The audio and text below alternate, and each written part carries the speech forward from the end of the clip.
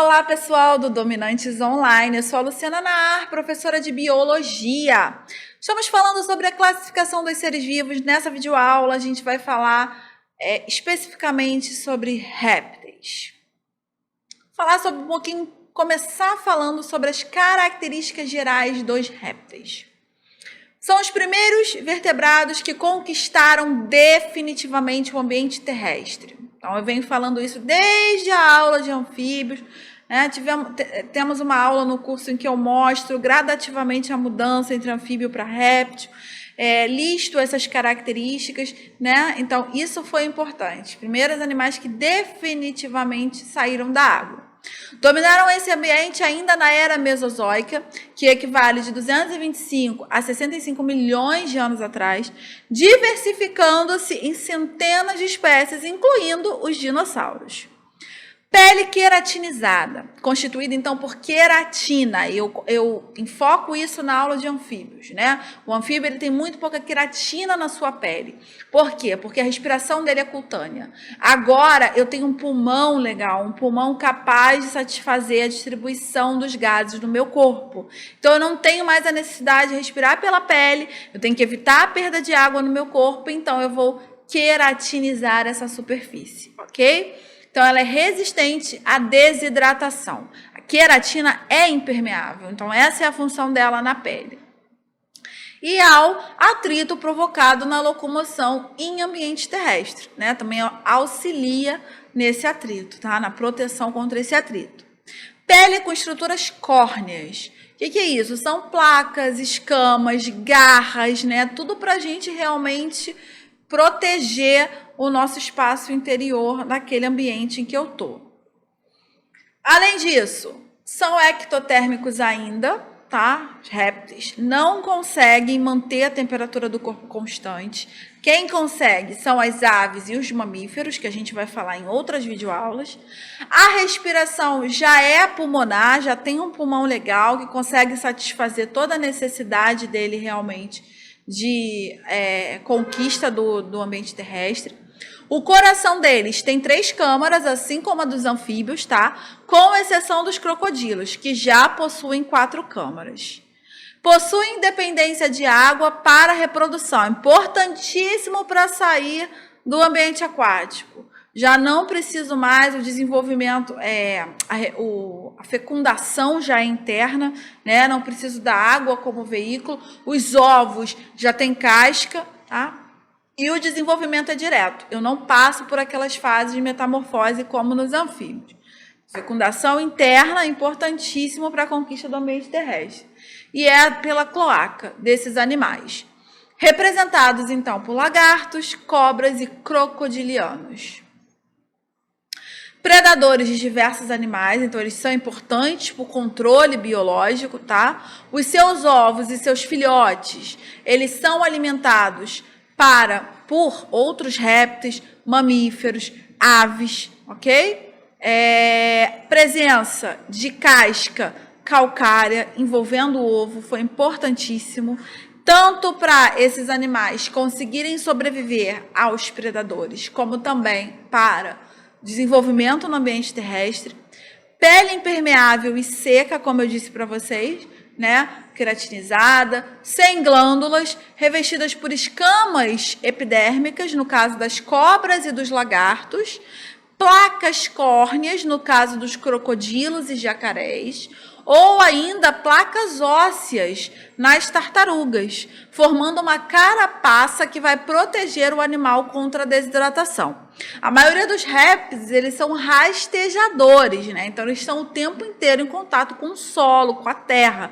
Então, para proteger a pele deles, ela tem que ter essa carapaça bem grossa.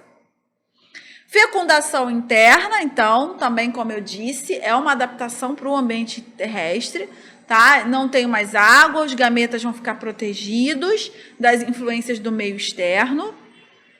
E as fêmeas dos répteis normalmente são ovíparas, isso é, quando fecundadas, elas põem ovos e os embriões vão se desenvolver dentro deles, portanto, fora do corpo da mãe. Alguns lagartos e cobras peçonhentas, eles podem ser ovovivíparos. O que é isso?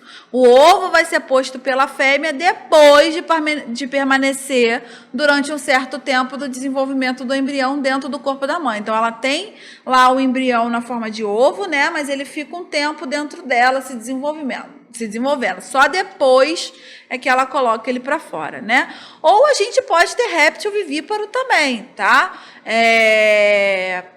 O desenvolvimento do embrião vai ocorrer totalmente dentro do organismo da fêmea.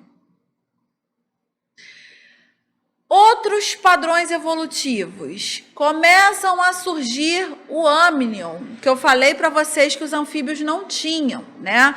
Amnion é uma membrana, tá? Que envolve completamente o embrião e delimita uma cavidade cheia de líquido, tá aqui o amnion, ó, que protege contra choque mecânico e evita o ressecamento do embrião. Então, a partir de réptil, a gente tem o amnion. O alantoide, tá aqui, ó. Tudo isso a gente viu numa videoaula chamada Anexos Embrionários, hein? Então, tem o alantoide aqui, que é uma vesícula que se origina na região posterior do intestino do embrião. Então, região posterior do intestino do embrião, tá aqui. Realiza troca de gases e armazenamento de excretas, então essa é a função dela, né, do alantoide. E em répteis e aves, esse alantoide realiza a absorção de minerais presentes na casca dos ovos e incorporação no esqueleto. Então, olha que legal, ele vai tirando da casca e vai fortalecendo o esqueleto desses animais, facilitando a saída depois do animal ao nascer. O que ele faz? Ele torna a casca mais mole, né, já que é o sal que dá a rigidez à casca, e torna o esqueleto mais rígido para ele fazer isso com propriedade. Temos também o córion, né, o córion é essa regiãozinha aqui, que é uma membrana fina que envolve os outros anexos embrionários. Em répteis e ave, ele se junta com o alantoide, tá, para formar o alantocórion, com função respiratória. Tá aqui, ó, juntou para formar o alantocórion. E o saco vitelínico, que é esse aqui, uma bolsa cheia de vitelo, tá? Substância nutritiva que alimenta o embrião em desenvolvimento. Então, isso tudo surgiu aonde? Nos répteis. Então, resumindo, né? Estou frisando isso bastante para vocês, porque isso é o que mais cai com relação à evolução e reino animal, tá? Então, eu tenho como adaptação a impermeabilização da minha pele, tenho carapaças, escamas e placas córneas, tá? Para quê? Qual a descrição dessa adaptação? Proteção do animal contra o atrito durante a sua locomoção, como eu falei, começaram rastejando, então tinha que ter uma proteção contra isso, e evitar a desidratação. A respiração pulmonar e a excreção concentrada, a gente tem, né, exclusivamente, a respiração ser exclusivamente pulmonar, pulmão ser um importante órgão para a conquista do ambiente terrestre, e a excreção é para evitar a perda de água. Então, a gente vai excretando substâncias que precisam de cada vez menos de água. A ureia precisa de menos, o ácido úrico precisa de menos ainda. Esqueleto e sistema muscular mais fortes, com sistema nervoso mais envolvido. Para quê? Para a sustentação e equilíbrio do cara. Além disso, o sistema circulatório já é um coração com 4 cavidades, tá? Eu tenho 2 átrios e 2 ventrículos, mas as cavidades ainda se comunicam. Então, a gente não pode dizer que há uma separação. Por isso, em muitos livros, a gente ainda encontra como 3 cavidades, tá? A gente ainda encontra animais como sendo 3 cavidades, 2 átrios e um ventrículo. Por quê? Porque existe comunicação entre os dois. A gente não fala que é totalmente separado. Então, ó, as cavidades se comunicam havendo mistura de sangue arterial e venoso, por isso a circulação é incompleta. Nos crocodilianos, os ventrículos não se comunicam, mas há mistura de sangue arterial devido à presença do forame de Paniza. Então, olha aqui dos crocodilianos, né? Eu tenho, tá, a separação, mas o forame, ó, faz com que o sangue ainda assim se misture. Tá legal? Mamíferos e aves já é totalmente separados. E répteis como tartarugas, cobras, né, e lagartos, a gente tem uma comunicação até que grande entre eles. Sistema excretor dos répteis. Ácido úrico, tá? Réptil é um animal que vive muito longe de água. É um animal característico de regiões desérticas. Então, eles precisam excretar algo muito menos tóxico do que a amônia, do que a ureia, mas também que seja menos solúvel. Então, ele excreta o ácido úrico. Ele é eliminado sob a forma de uma pasta semissólida. Então, esses animais eles não urinam líquido, né? Eles soltam uma pasta que é semissólida, tá? Isso tanto os répteis quanto as aves fazem isso.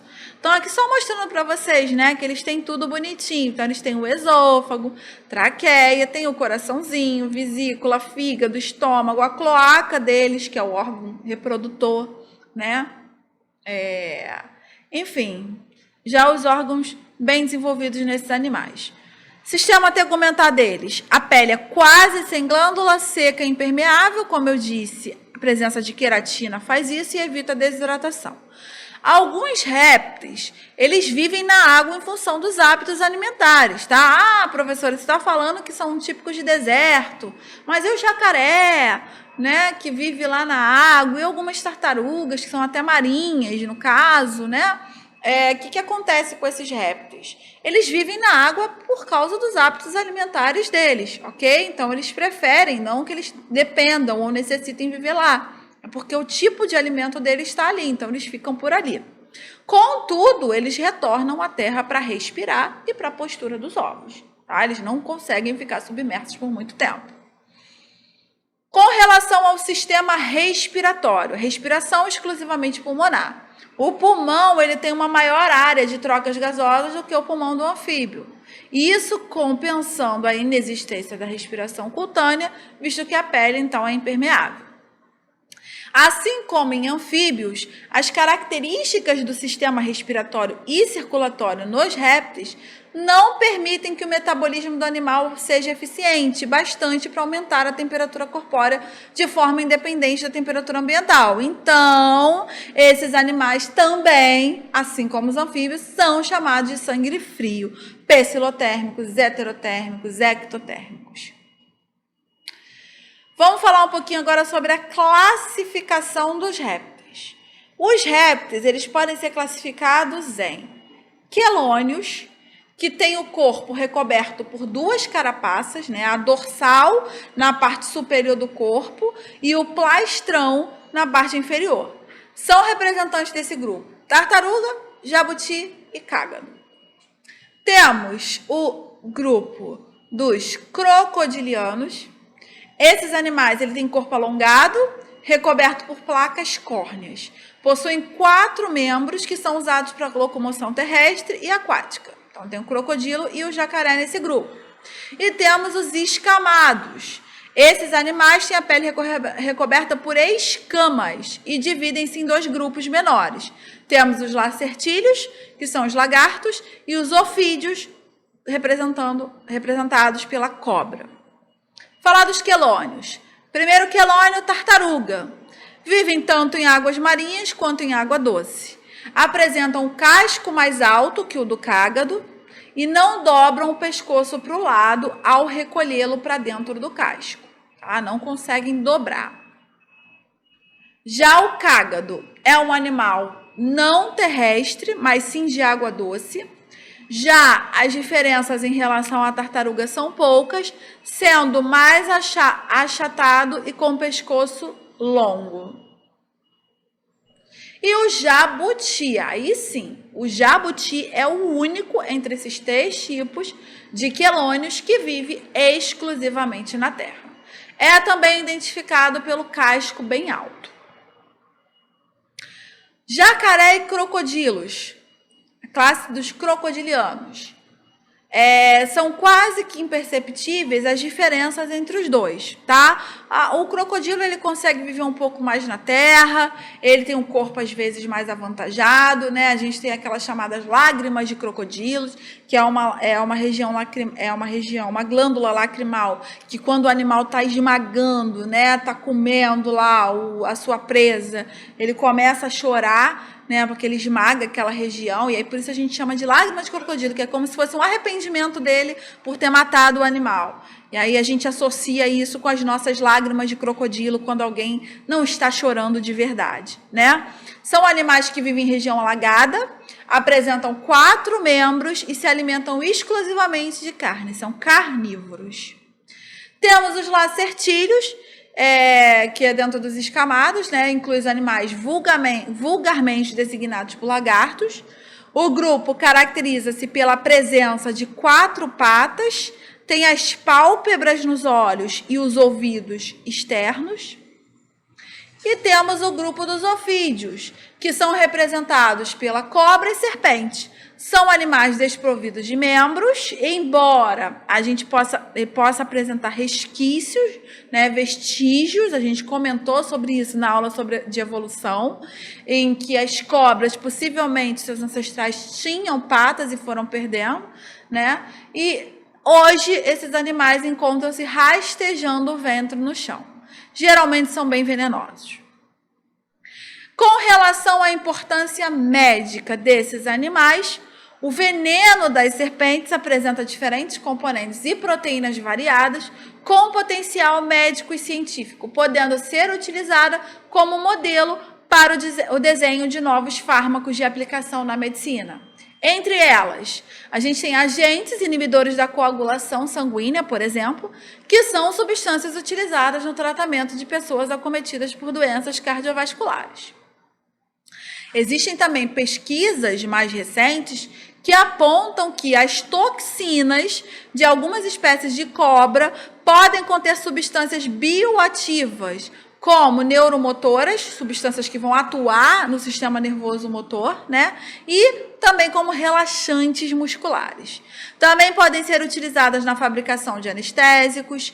Há trabalhos que relatam o seu uso no tratamento de doenças como câncer, esclerose múltiplas e vários outros. Então, a gente tem só avançado nesses estudos aí com relação aos répteis e a sua peçonha. E com relação à importância econômica, para a gente finalizar a aula sobre répteis, o couro do jacaré, ele é criado em cativeiro, pode ser vendido para confecção de bolsas, sapatos, cintos, carteiras, inclusive é bem caro, né? Então a gente tem aí a imagem do jacaré-açu, que é bastante utilizada para a confecção desses objetos em couro. E por apresentar uma carne mais magra, com baixo nível de colesterol, é utilizada para o preparo de pratos exóticos. Por exemplo, na gastronomia, ela é bastante apreciada no Pantanal Mato-Grossense. A gente ainda não tem, né, o costume, não é muito comum você encontrar a carne de jacaré em qualquer lugar. Então, por isso que ela ainda é considerada, pelo menos aqui, como um prato exótico. Mas o exemplo que eu dei, né, o Pantanal Mato-Grossense ou outros locais, outros países, já têm um costume realmente de comer essa carne. Atualmente também a indústria, como ela já vem aumentando a produção, mediante a criação desses animais em cativeiro, até para a própria utilização do couro, como a gente conversou, ela já cultiva também para exportação, né? Também pensando a fins de exportação, principalmente da carne. Como eu disse para vocês, tem países que têm um costume maior do que a gente de comer esse tipo de animal. Tá legal, galera? Então, olha só, saber todas os ganhos que esses animais tiveram para conseguir chegar ao ambiente terrestre, as diferenças entre os anfíbios e eles, né? O que eles ganharam, o que eles perderam, o que foi bom, o que é ruim ainda, é importante para a gente fazer esse link evolutivo entre os seres, né? Entre as espécies que a gente está estudando, entre os filos que a gente está estudando. Então, a gente começou com peixe, foi para anfíbio, agora réptil, que é um pouco menos evoluído que aves, que é um pouco menos evoluído que mamífero, né? Então, agora a gente vai assistir uma aula sobre aves, outra ave sobre mamíferos e fazer todas essas correlações, fechando, então, o grupo dos vertebrados. Tá legal, galera? Até a próxima videoaula!